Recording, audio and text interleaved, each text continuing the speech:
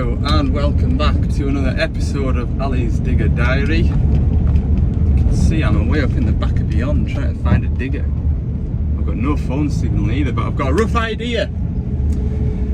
I've got two DX210s to get serviced today, same customer. One is a 1,000-hour service, the other's a 500-hour service, and there's a couple of repairs to do on both of them while I'm there.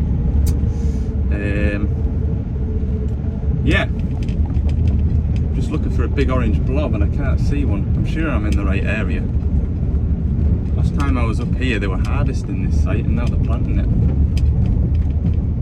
There you go. Right, I'll keep my eyes peeled. Hopefully it'll be just around this corner. Okay, we're doing a 1,000-hour service on this one. I've got the gauge panel to do an update.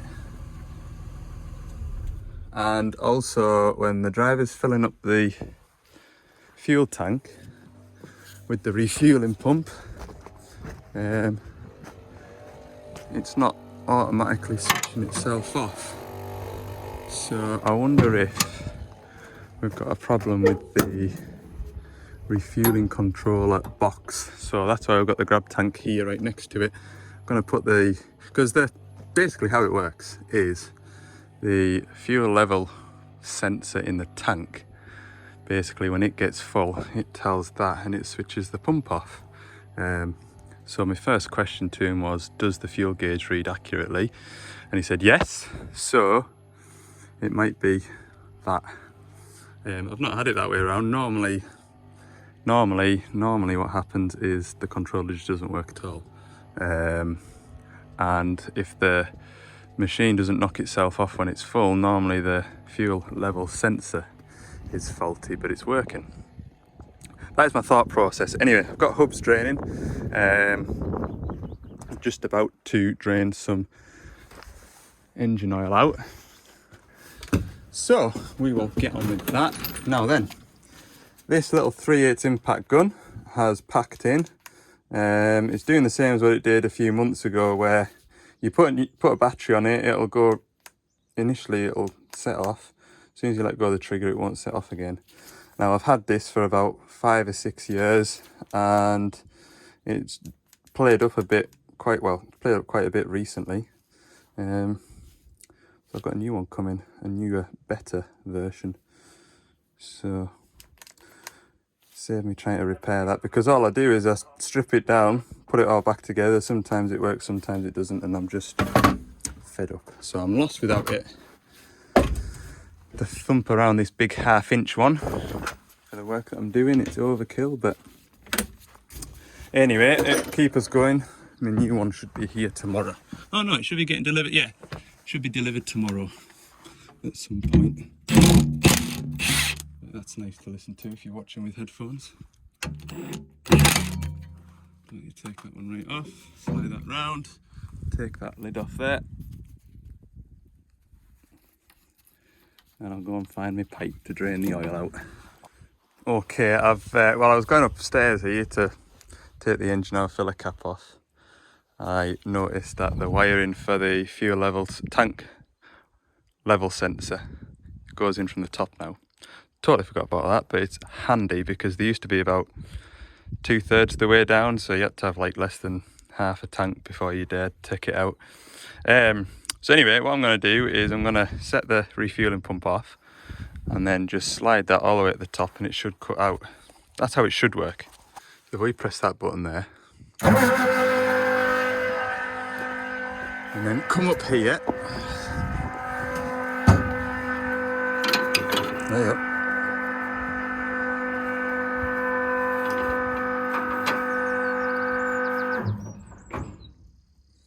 It's cut off.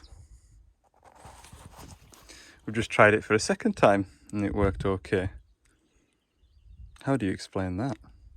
The only other thing that I've seen is if the fuel's frothy, obviously the float sits on top of the fuel, but if it's frothy, it sits below the froth, so the froth comes up out there. But you can see it's making a mess of the side of the digger. So why is it doing that? Twice in a row it's worked now. So So what we'll do is we'll put that float back in the tank, and at the end of the service we'll fill it up from the grab tank and see, we'll just witness what happens. Okay, so engine oil filter's done, engine oil's out of it. Yeah, we're just pottering away, chatting away. It's trying to rain, which isn't amazing, but it was expected today. I'm just doing the pilot filter, and we'll go over the far side, do the fuel, get up on top and do the return. I feel like I'm really off the pace today. I keep on standing and looking at stuff thinking, what do I need to do next? You have them days, don't you? Right, pull that over there. Give that a clean out, and you see, just in the bottom there. Put a rag around that in a minute or two. Pop that off. Pilot filter, new one on.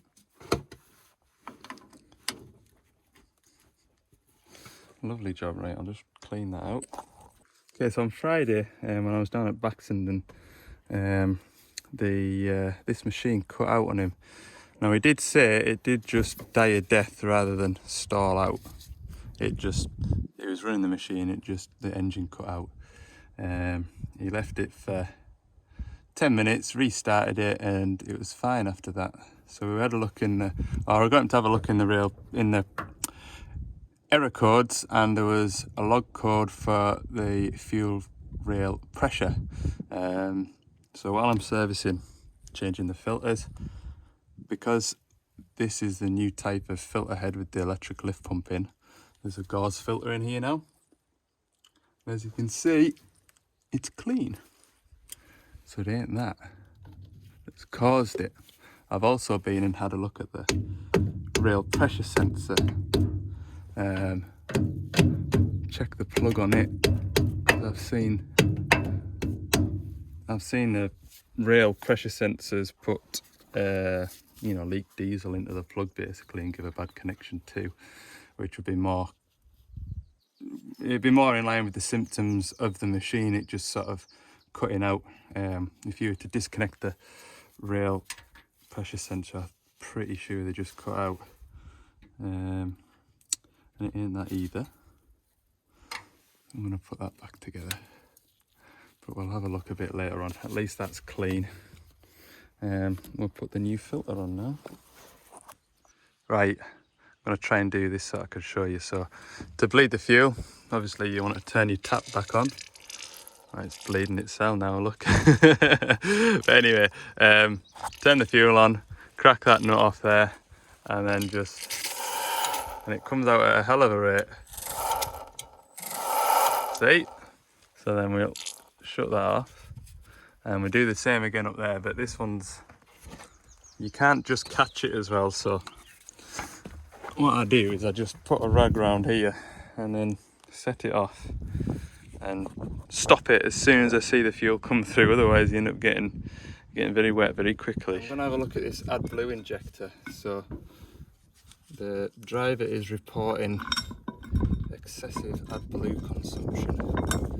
So I'm just going to pull. Now, when I say I'm just going to pull, this cover needs to come off because the AdBlue injector is just there. That's a fair lump to lift up on my own, so he's going to give us a hand to do that. Oh good, the phone's ringing again. Just have a look at the exhaust pipe itself. There's no soot in there and there's no build-up of urea, so it can't be overdosing into it, but I'm just a bit concerned that the tip on the injector has got a build-up of crust. So that is what I'm going to investigate. I do miss my little 3/8 impact gun like. Right, I'll pop this cover off and we'll show you in behind here. Okay, so we've got this stupid big numb cover off. The less I say about the better. So this is the after treatment system. Out of the turbo into here, which is the DOC, diesel oxidizing catalyst. So that's what creates the temperature to do a burnout in here, which is the DPF. It comes through here, up this plate, which is where the exhaust gas goes, and into here, which is the SCR. So as it goes past here, we get a shot of AdBlue, and got a crusty nozzle. Not the worst I've seen, but if that AdBlue isn't atomizing, so it's not a mist of AdBlue and it's a blob of AdBlue, then it's going to spray more in there to bring the emissions down, isn't it? If it's just a blob, it's only going to be treating part of the exhaust gas rather than spraying it right across there and catching it all. So I'm just going to clean that up. I'm going to put it back in and see how it goes. We'll be able to come back in 500 hours for another service, and if we need to, we can replace it if it continues to misbehave. That's about all I can do because I don't have one with me to replace it if we need to replace it, so we're going to just clean that up. I have had one of these other machines when it was a similar age. It did the same thing where it was using a lot of AdBlue, and that's what I did to that one, and to the best of my knowledge it's settled back down. So there you go, go and clean that up. Okay, there we go, all cleaned up. Yeah, we'll just see how it goes. We'll monitor it, as they say. We'll monitor it. Get me 3 bolts back in and get this cover on now. I'm hiding in here because it's raining. Okay, service is done. All the cab filters changed. I'm going to reset this service clock, and then we're going to put some diesel in the tank and see what happens, because we know the float's working and it's doing as it's told, but we'll just see what the fuel looks like as it's filling the tank. So I'll just reset this service clock, which I know everybody likes to see, so I'll just quickly do this. Right, we'll fill it up. So we'll see if it stops. You get your finger on the stop button ready just in case.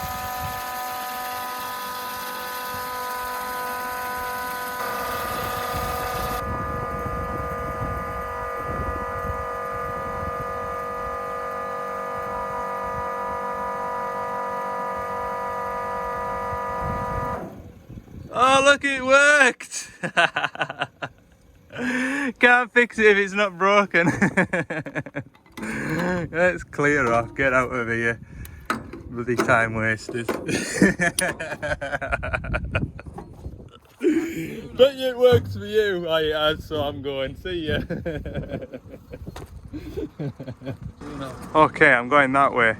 I might take the shortcut through the woods as well, because there is a tarmac road that you go all the way up and all the way around, and there is a forestry road. If the gate's open, I can just go shh. Okay, I'm heading away. I've just had a look, and there's the 2 options: the shortcut through the woods, 27 minutes, or the tarmac road route, 51 minutes. That's a no-brainer, isn't it? Let's go through the woods. Yeah, it's a bit later in the day than I want it to be, really. So, definitely going that way. There is, though, a higher risk of getting a puncture, meeting a timber wagon fully loaded, flying round a blind corner. I've got my CB on, so I should be able to hear anything coming. Yeah, we'll get to the next one. Shouldn't be a bad job, this next one. It's nowhere near as much to do as that one. So, I tell you what, he was upset that that fuel pump cut out when it did. You could have seen his face.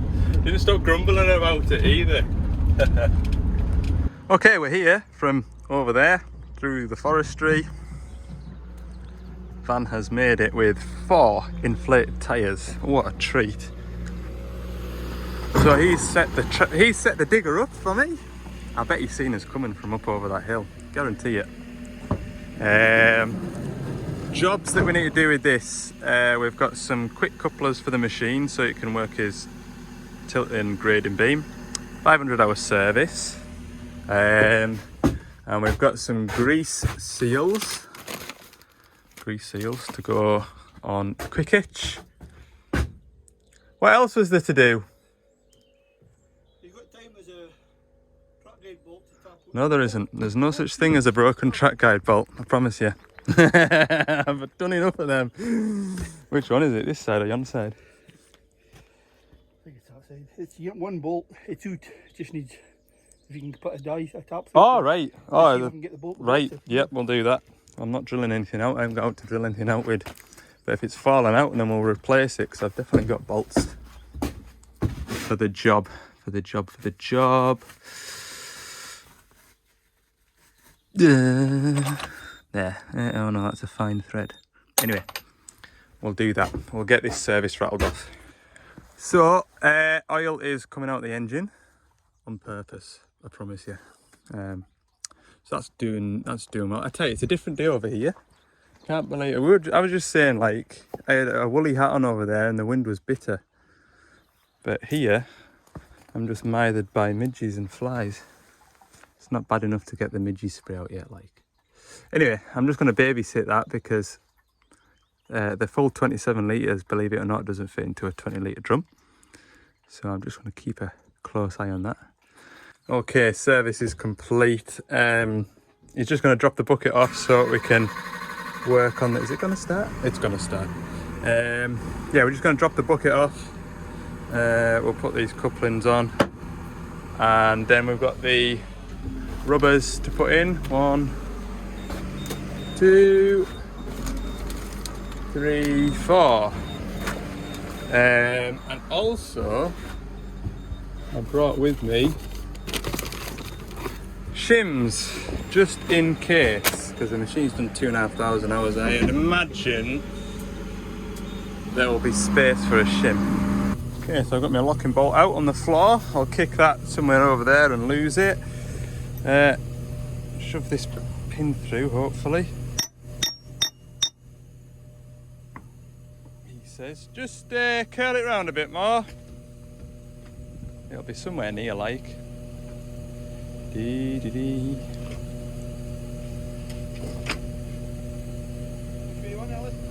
Just curl it round to you a bit, fill the bucket.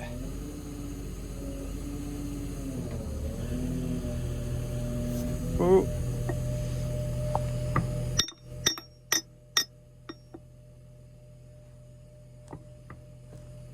Just wants a bit of encouragement with a hitting stick.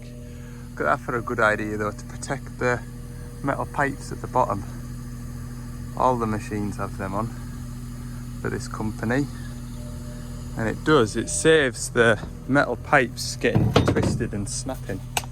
Right, I'm gonna grab my hitting stick. That's all it needed.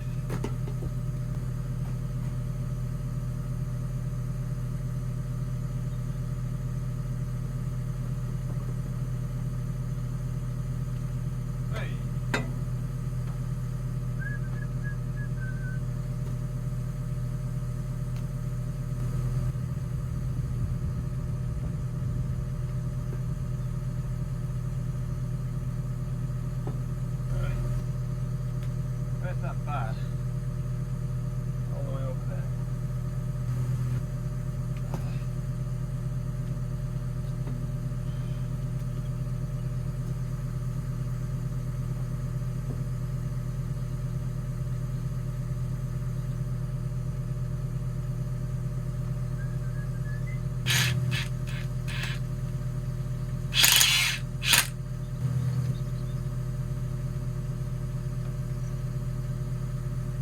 Right, level your bucket up a bit.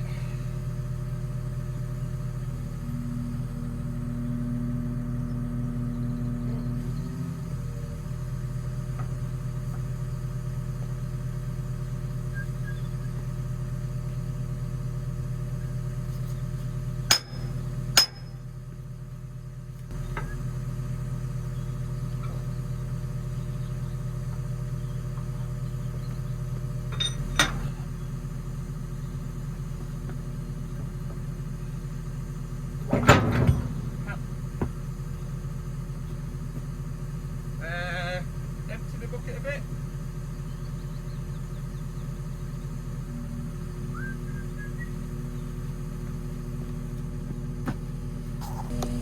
Okay, so as you can see, what we're doing is replacing these seals. You've got a grease seal that's on the inside of here. That's designed to let excess grease come out the way, but it's designed to not let the muck go that way. And then these grease seals prevent the muck from getting in there in the first place. Just like that's just done there, look. So I'm going to clean this surface up on both sides. Just looking at the gap that we've got there, that shim's fallen out. I would imagine a new shim will just sort that out, but we're just going to give everything a clean up. Okay, so we've used the machine without having to hump it around to get everything lined up. This shim is got a nice nip and no more. I just need to put this bar in here and pry across the way just to get it slipped in nicely. See? That is perfect. We'll just get that pried into place. Like that, somewhere near, because this has got, these bucket pins have a really good taper on them, so I should now be able to shove this in like that. Perfect. And that's that. Quick little job done. Need to spin the pin ever so slightly, but you can see there how neat that is. Stops the muck getting in. Yeah, especially doing this job in among the peat and the stumps and stuff. Right, I'm just putting these couplers on now. Tighten everything up. Now, I will concede I have messed up a little bit. These are inch BSP threads into here, and I wanted it to go from inch down to 3/4 because I picked up 3/4 flat face couplings. No, somebody has put 2 3/4 flat face couplings with 1/2 inch threads into the wrong bag, and I never paid attention. Thankfully I've got, I don't know how or why, but I've got inch to 1/2 inch BSP adapters, so that'll do the job for that tilting grader because you don't need a lot of oil flow. However, remember this machine, if it runs a mulcher or if it runs something that demands high oil flow and it doesn't work properly, and I'm here going, why won't this work? I've got some sneaky little fittings in here, but it'll do the job for today. And to be honest with you, it probably just do this job today or this week and then have them taps shut and it'll go back to mounding again. Just something to remember for the future though. Right, turn them taps on and we'll see if that grader works. Oof, taps are tight. You also need a 30mm spanner to do this, not a 32, but feeling brave. Right up, we'll hang that doodah on there and just check that it's working. Okay, track guide is off. It wasn't just a case of running a tap through, unfortunately, because the whole centres between here and here is, what did I say, 300mm, and between here and here is 318. So I'm just gonna use the machine just to push down on there. I'll not have to go too far though, I'll just go and grab my tape measure.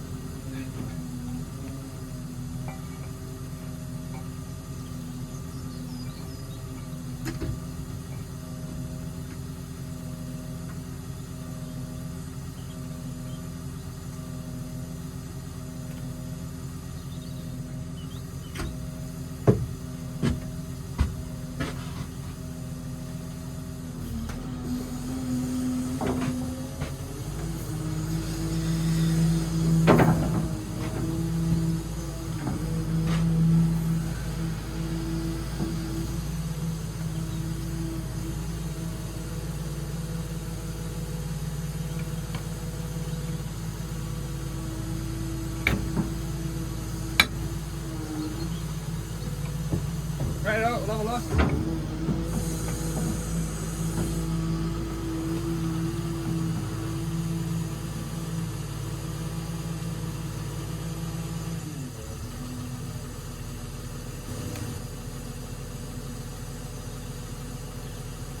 halfway there, just a little one more.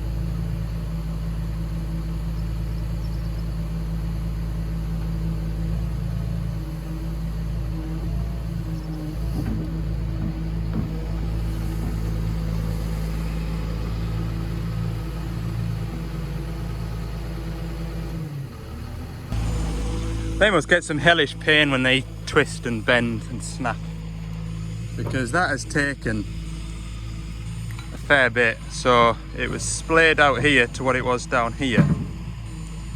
Yeah, that's taken a lot of squeezing back together.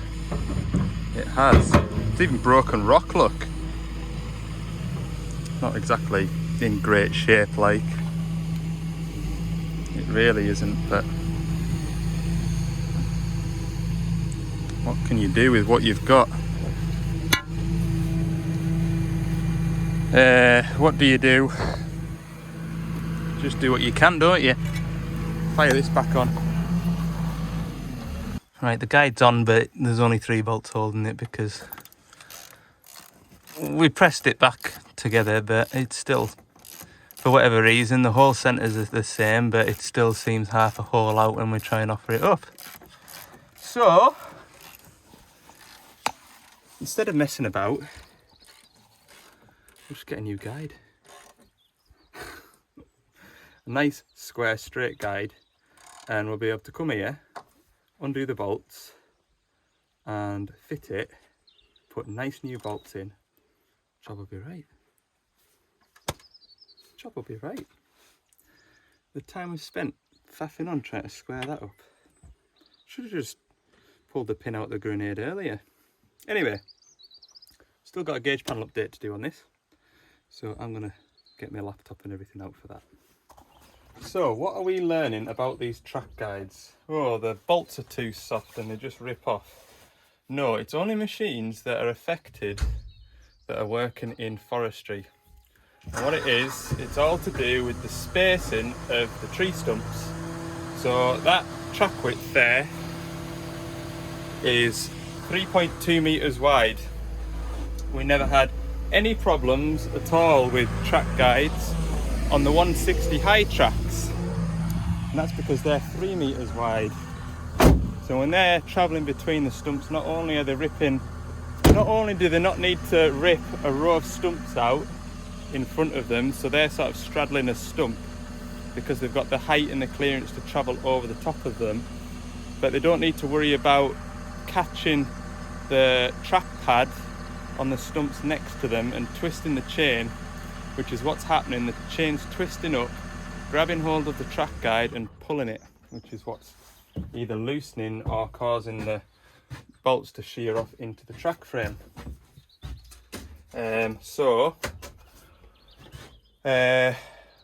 What I'm thinking is that any of these 20 tonners that are going into forestry, I think it should be recommended that they get a heavier duty track guide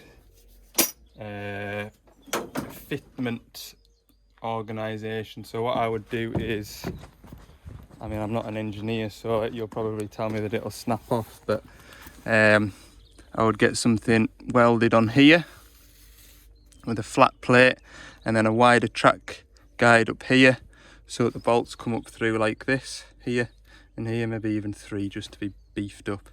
So just weld some plates on here. Yeah, just weld plates on. It wouldn't be me doing the welding the plates on because they won't last anywhere near as long as the standard ones, but I think for future that is what should be done. Anyway, I just need my laptop out now. Okay, finally got my memory stick installed. I've just got this software to update on this screen. Bootloader, hard disk, okay. Boot, okay. There we go. That is uploading. Download, okay. Switch it off. Right, it is 4 minutes past 6. Yeah, it's been a long day servicing. Sorry about that. Anyway, hope you've enjoyed it all the same. I'll try to focus on the bits in between the servicing where I can. Got a lot done. I've been keen to get those 2 jobs ticked off and out the list. That one that I've been at,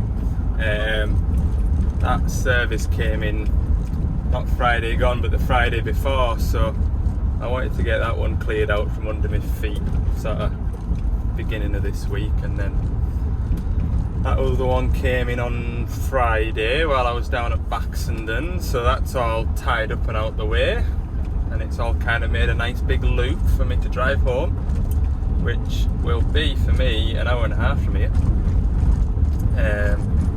But yeah, I've enjoyed the day all the same. It's nice to not be getting in the van all damp and cold and wet. Yes, happy days. So, oh, don't forget, this week, Friday and Saturday, it's Scott Plant. So if you're heading to Scott Plant this year, put it down in the comments, let us know you're coming. Obviously I'll be on the Gordon stand representing Gordon's and Devellon. We will be, well, we'll have all kinds of interesting things, and we're also doing, apparently we're doing hot dogs and refreshments, alcoholic and non-alcoholic, so come and check out our stand.